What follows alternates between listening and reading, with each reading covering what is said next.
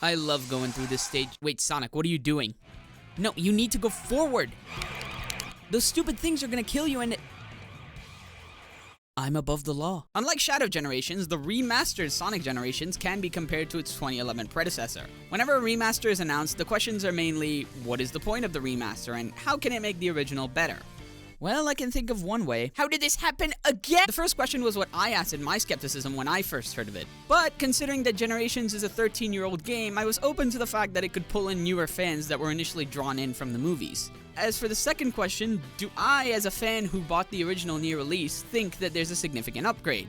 Well, it is fundamentally the same game. The additions and changes are mainly for quality of life, an extra move, some story and animation changes, a few more collectibles, and a graphical upgrade. The more extensive options menu is about the same as Shadow Generations, and we also get 3 save files for Sonic Generations, which takes the remaster up 5 notches for me. The graphics improvement is nice, I guess. The engine did get upgraded to the Hedgehog engine too, so there must be an improvement, but it's more noticeable when you have a side-by-side comparison. One thing that I do appreciate is that I had very few performance issues despite having the graphics quality on high. I noticed a few dips in performance in a couple parts of 2 to 3 levels, some cutscenes, and almost every loading screen, oddly enough. I'm fully okay with this though. I'd rather have a laggy loading screen over a laggy game. That red ring is transparent apparently. I already mentioned the possible reasons as to why this is happening, so let's move on to the gameplay. For the new players picking up this game, Sonic Generations has 2 styles of gameplay, 2D Classic Sonic and 3D Modern Sonic. Keep in mind that unlike the stages of Shadow Generations, Modern Sonic levels have a combination of 2D and 3D.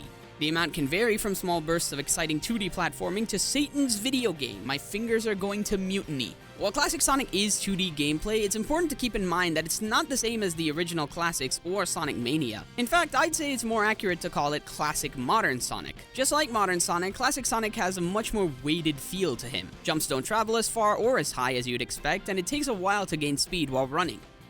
Action-packed. This makes his movement have a very lethargic feel and often needs to be supplemented by an abundance of dash panels and stages. Classic Sonic was an infestation in Sonic Forces, and those levels made me retroactively reconsider if I even liked him in Generations. It really says a lot when your level has more springs than a mattress. However, after replaying it, I realized that there's one more thing to consider.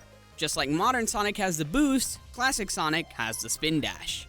And it makes all the difference in Sonic Generations. This is arguably the most powerful iteration of the spin dash in the franchise, and knowing when and where to use it can let you soar right to your death. A big part of the sensation of speed has to do with Generations level design. Some levels have set pieces that are so perfectly placed you have to wonder if the designers did it with the spin dash in mind. When you get it right, pulling off these massive skips can feel really fun. You want to skip through Chemical Plant? Start revving up the spin dash. Having trouble getting that one red ring in Crisis City?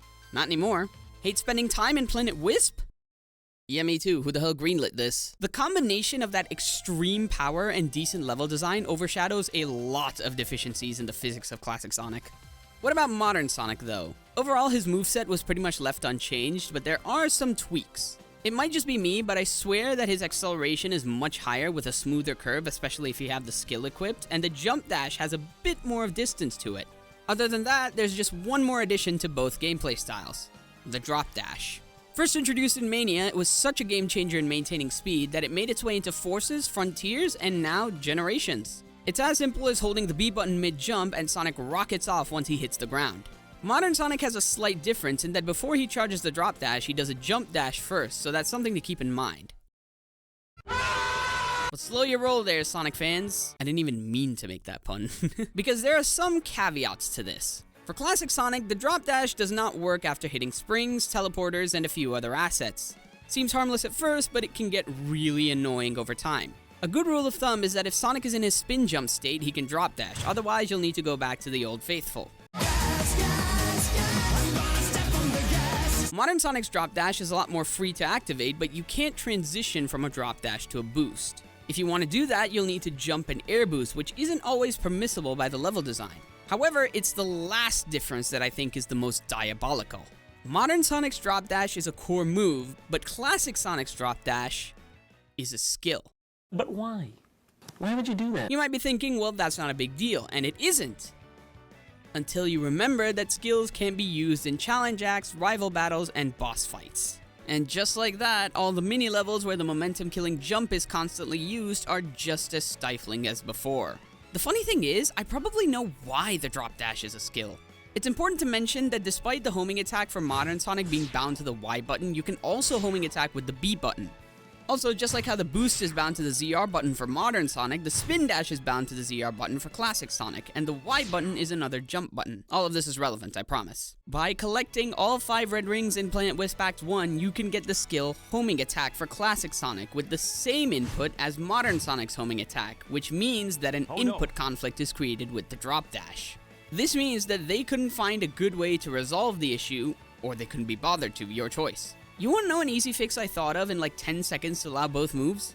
Make the Y button the homing attack button exclusively instead. Yeah, overall it's not really a game-ruining situation, but I do feel like it's an easy fix that can be patched in to improve the drop dash for classic Sonic. So what's changed in terms of the levels? Well, one change that I really like is that there's now a drop-down indicator every time you get a red star ring, so it's easier to keep track of which ones you collected. A whole new set of collectibles are present in the form of Chow Rescue. Every main level now has 3 chows scattered somewhere in the geometry. The locations can vary from easy, to clever, to dumb, to downright spiteful. Can you even tell me where the chow is in this part? But what do you get for collecting them all? Well, they sit on the entrance stages and you can view them in the collection room. Other than that, there's no real reward or incentive to get these. It just feels very bare bones, like why not add a few extra skills that you can get by collecting a certain number of chows, say 1 skill per era or something. Right now, the only reason to get them is just to fill out a menu. I mean, I still did it, but my counter-argument is, I'm insane. The last thing to mention is that there are some minor bugs that do need to be patched. This one part in the Classic Tales challenge didn't let me pick up the clock while I had iframes. The Metal Sonic boss theme doesn't start with the usual intro.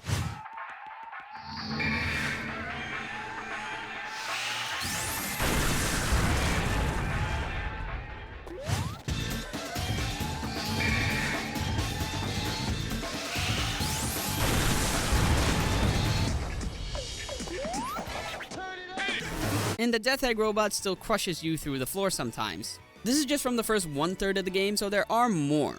It would be nice to see them fixed, but it's also not really that game-breaking or frustrating. I wanted to talk about the story rewrite, but it's honestly such an exhausting topic, especially reading some of the nonsense people on various sides of it have spouted. So I decided that I'll make it part of the deep dive video that I'll release later, and hopefully all the heated emotions would have died down by then. Overall, Sonic X Shadow Generations is a great game.